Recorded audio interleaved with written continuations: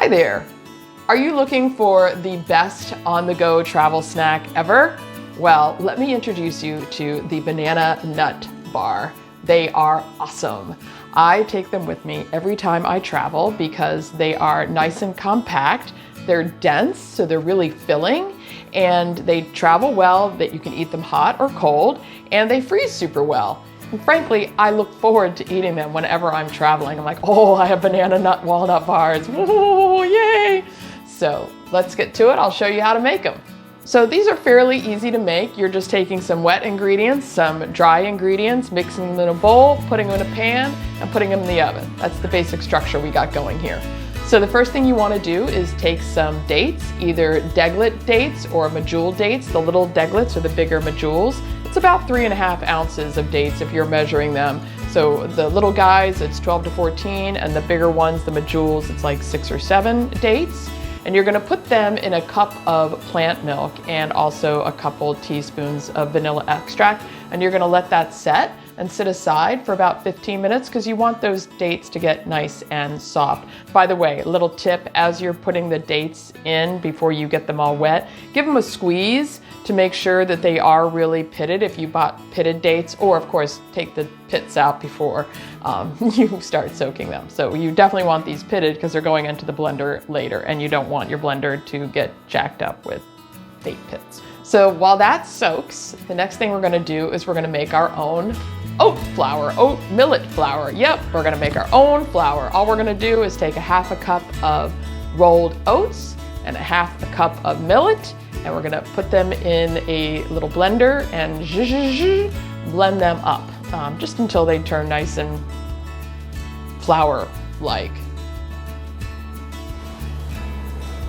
Now we're gonna whisk up our dry ingredients. We've got the oatmeal flour and millet flour. The millet really adds a nice texture to it. It gives it a little bit more graininess, more oomph. And then the 1 1/4 cups of oats and 2 teaspoons of cinnamon. Woo! That was part of that. No need to be skimpy with the cinnamon. It's nice to use a whisk because it helps those dry ingredients get nice and blended. Now is a good time to go ahead and preheat your oven to 350 degrees Fahrenheit.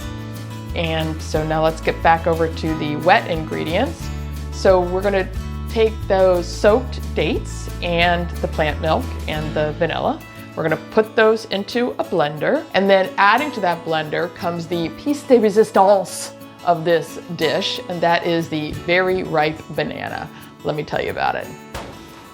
Honestly, there's nothing better than super ripe bananas. So when I have bananas that are about to turn bad, I quickly throw them in the freezer. And then I have them for when I go to make banana walnut bread. So take that very ripe banana out of the freezer and put it in the microwave for about 30 seconds, and it's gonna make it a lot easier to peel off the peel. Also, they're freezing cold and you don't want your fingers to turn into little icicles. Ow! So that gets the peel off really easy. You're gonna take those bananas and you're gonna put them in the blender with the plant milk and the dates and the vanilla, and zip it all up into a wonderful goopy sauce. And you're gonna add that sauce to the dry ingredients, and you're gonna mix it all up. Give it a good stir and a mix.